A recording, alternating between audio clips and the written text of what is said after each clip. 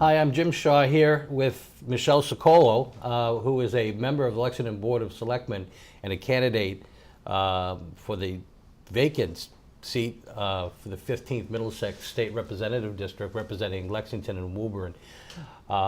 It's been a long time since we've had an opening in this legislature here in Lexington. So I want to welcome you. Thank you for being with us. I was going to say, we usually call this coffee with the candidates, but since we're coming from Buckman Tavern, I think we'll call it flip with the candidates.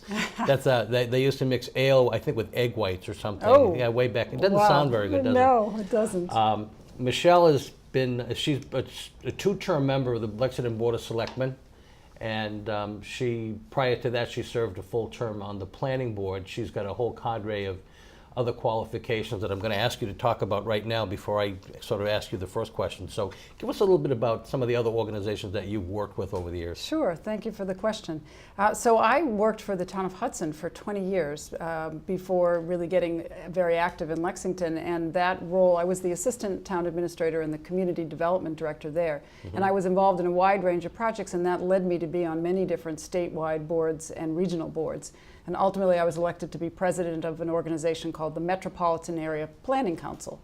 That organization serves 101 cities and towns, including Boston, Braintree, Salem, most of everything east of 495. So it's an important planning council, and we do transportation, public health, energy and the environment, social equity, and a wide range of land use and zoning issues. So it's a really comprehensive organization. I've been doing a lot of policy work with them since my 3 terms as president, and I chair legislative committee for the past 3 years. But I was on the Metro West Corridor Partnership Board. I was on the MassDOT's Green Dot Board, where they were looking at greening up the environment.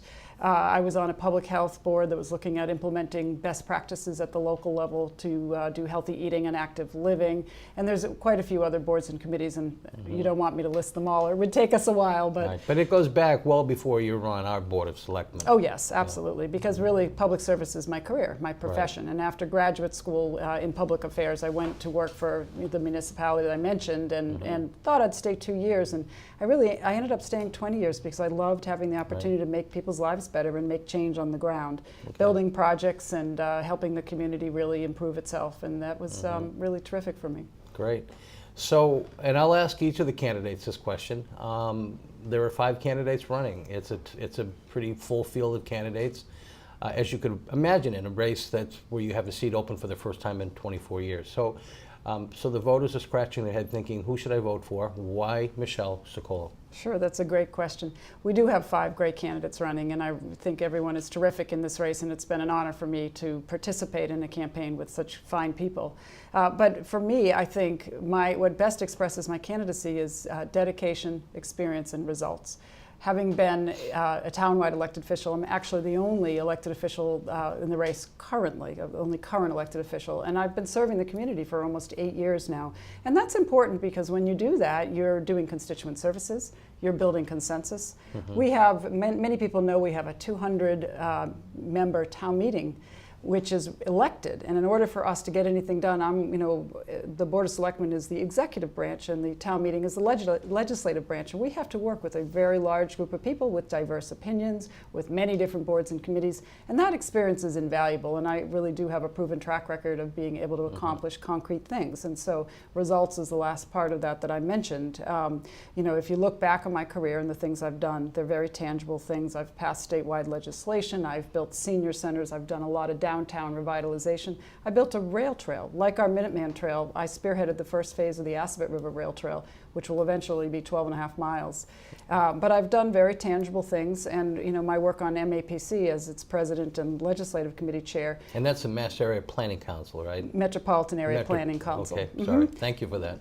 That's a policy role, and I've got direct and extensive experience at helping to develop policy, advocating, lobbying, testifying, writing legislation, working on data and white papers to help drive a policy agenda. So I've done a little bit of everything, the practical real world, working with most of the state agencies in Massachusetts, which I think also is important. You need to understand how government works, and working with all the different government grants and programs and funds that I've been able to interact with really has given me the wide range of knowledge to be effective. Sure. Well, I went onto your website, and as I have with all of the candidates, Yeah. and I sort of drew down some of the issues that you focus on there, and I was kind of impressed with some of the things that you sort of talked about as a priority in your candidacy and as a member of the legislature should you be elected. Right. And you talk here, you will place high priority on investment in public schools, and you say to ensure that no child has less educational opportunity. What kind of proposals are you talking about when you talk about making those investments in public schools? Yeah, it's such an important question. You know, education is the foundation of our economy, and if we don't get that right, our kids can't prosper and our economy can't thrive. And we are underfunding education dramatically in Massachusetts. It's been since 1995 when the foundation budget and Chapter 70 formula were first done during ed reform, and more recently the legislature has at least developed a commission that made recommendations in 2015. It was called the Foundation Budget Review Commission, and they were looking at how to make spending in education more equitable. But I think not only do we need to make it more equitable, we actually need to increase the amount of spending in K through 12 and also And that's preschool. a difficult equation to understand, the foundation, because that's really the basis by which they set all of these That's right. these fees. And That's right. I don't want to take away from too much of your time, but can you just explain a little bit about what that is? So the reimbursement rates are different depending on various categories, how much it's calculated based on the value of your real estate in town, the number of low and moderate income people you have in the community. There's a whole number of factors that go into setting that formula. But the commission found that we were underspending quite a few line items, in particular healthcare, employee benefits, and special education. We're vastly underfunding that. We're underfunding English language learning students and low-income students. So there's a number of categories that aren't, the true cost of education is not being Does that supported. impact the money that comes to Lexington? Yes. It does, okay. Yes. So it's important that we focus on that. That's right. And you look at, in Lexington, we're fairly blessed. We have wonderful, wonderful schools. But we also have raised our taxes quite high, and that's really squeezing our families and our seniors and our low and moderate income people.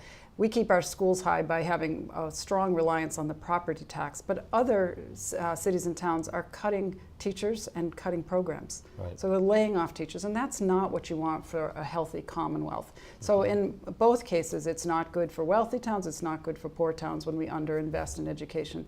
And there's a lot of data that shows that early childhood education is a big piece of this puzzle, and we don't do enough in that area. Children that get a high quality early childhood education, not only do they do better in school over the course of their academic years, but they also earn more money over their lifetime and they're healthier. So it's a major impact, and the data is clear. We really need to make sure we're focusing on our kids at an early age. Now, in Lexington and Woburn, have we settled that issue of all-day kindergarten? Yes, we have, and we're fortunate. But there are towns, because the kindergarten grants have been cut, and this is another area where we need to invest, there are towns that charge parents for all-day kindergarten, and the parents that are the least able to afford that. And I think that really is misguided, and we should fix that. Well, great. Well,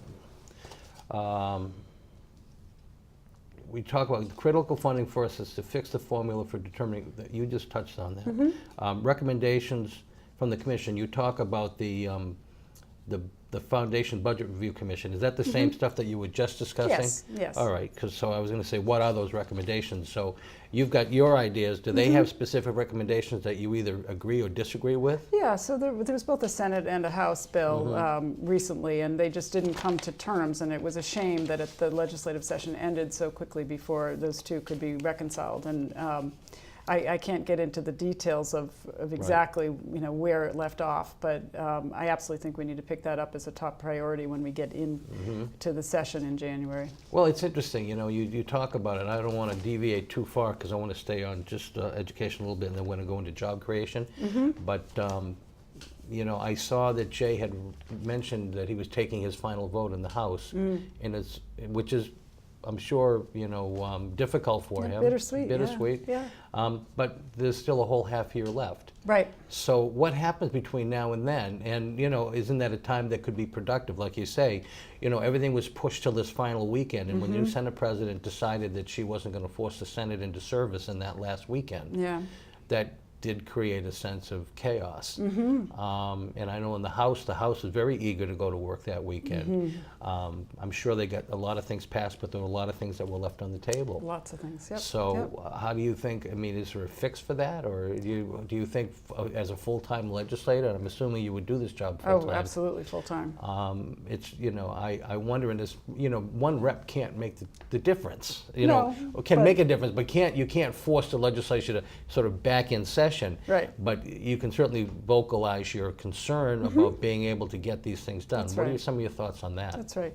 Well, I think this is a time that they could be using the time effectively for committee meetings and hearings and research, and also time in the district. And that's very important to have that time in the district.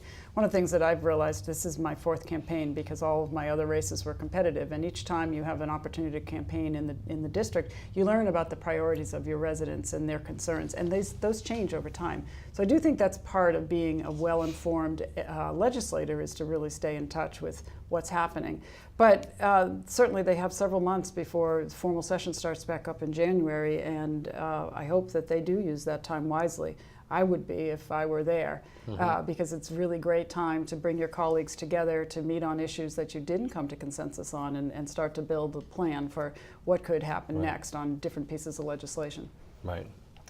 Okay. On your website, you talk about job creation, and you talk about it wanting to support small business ownership in downtown economies. I know you're no stranger to sort of what it is to support downtown economies, and you grew up in a family that had a small to medium-sized business, successful, so you know what it's like to grow in that kind of a household. So what are some of your proposals or your thoughts about stimulating and supporting small business and stimulating the economy, maybe through tourism or other things, particularly in Lexington? You know, Woburn obviously doesn't have the same sort of tourism driver that we have here, but they're equally in need of sort of, you know, what's the word I'm looking for? Stimulating activity downtown. Absolutely. So, absolutely. Talk a little bit about your thoughts on small business yeah. and how do you stimulate an economy? Right. Well, right now the economy is humming along fairly well, but it's not serving everybody well. Right. So one of the things we do have to do is make sure that the jobs we have are good-paying jobs that can support, you know, a living wage. But my experience over the years, when I was in Hudson, Hudson's downtown was very run down when I first started. We had closed storefronts everywhere. We had biker bars and drug deals going on Main Street, and parents would say, don't go downtown after dark to their kids. That's how it was back in the day. And we systematically fixed the town up by investment in the infrastructure. First, we did a streetscape project and beautified it. We built parks and playgrounds, but then we worked with the small businesses to help them fix up their facades, improve their signage. We did quite a few signage projects. And, you know, Lexington and Woburn's downtowns are beautiful downtowns. They're not quite as bad off as, not nearly as bad off as Hudson was, but there are still areas for improvement to make sure that, you know, you refresh the look of the store, that you work with the arts and cultural organizations in town to run more programming. It's all about driving foot traffic. And the downtowns are really struggling to compete against the online retailers. And I think one of the proposals that I'd like to explore is figuring out a way to reduce the sales tax for the local stores while increasing it on the online retailers. I think that would be a way to make an incentive to shop local, and there's a lot of organizations springing up to do buy local programs, and it's really vitally important that we patronize our downtown shops and that we support our businesses that are within the town. Right. So that's a piece of what I think we can do. So you're thinking about if you were to impose tax on some of the online retailers. Right now, they're not required in Massachusetts? They are required to pay collection, and there's, you know, it's not always enforcement easy. is the issue. Enforcement is a problem, but I'm talking about a different rate. Right. I'm talking about an incentive rate that's lower for brick and mortar stores in downtowns and higher on online retailers, which I think really could help make a change in people's decision making and their behaviors. Is it up to 6% now? Is that where it is right now? 6%? 6.25%? I remember it was at 5%, and then they had the surtax for a while. Right. On the sales tax. It changed, it goes back and forth, and I think it came up to 6%. So you're basically proposing to bring that down a bit and offset that with an increase in the online retailers. Right.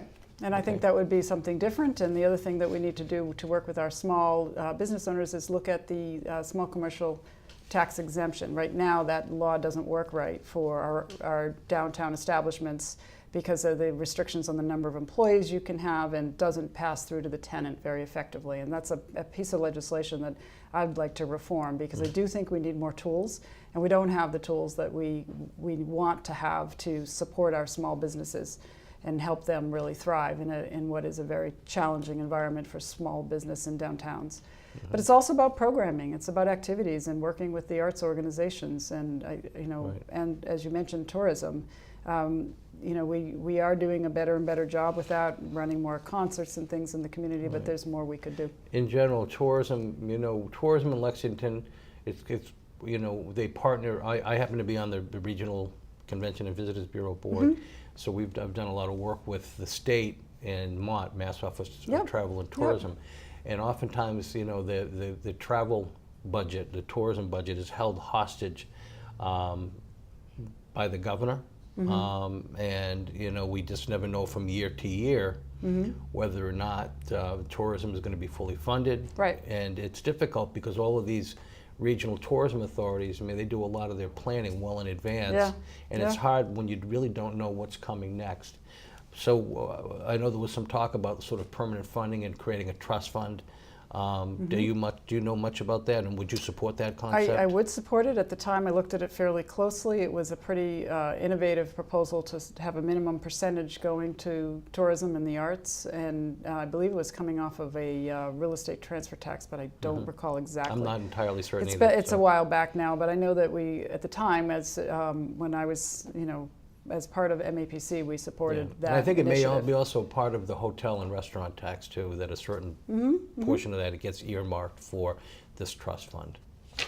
So, one other question on the issue of taxation, the holiday, the tax holiday we just had. Are you a supporter of that?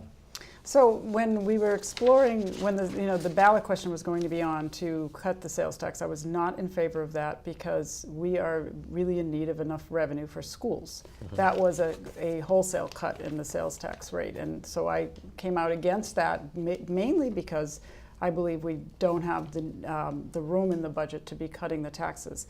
And sales tax, would have been a tool, but it's a very regressive tax. So philosophically, I'd like to see the sales tax come down. I don't have any problem with the one-day sales tax holiday, but I don't know that it achieves what we need it to achieve. It's a one-day opportunity to give some money back to spur retail sales, but it's only it's actually going to go on over 2 days. But it's not going to do a change that you want to have in the entire economy. So I'd like to see us really explore the issue in a broader perspective. I think we need to find other ways to bring in revenues that are less regressive. And then I would be in favor of reducing the sales tax back to, say, the 5%, but only if we can figure out how to replace that much needed revenue. Sure. So it's really a big picture, long-term perspective where we want to make our entire tax system more progressive, where low and moderate income people are not paying as high a percentage of their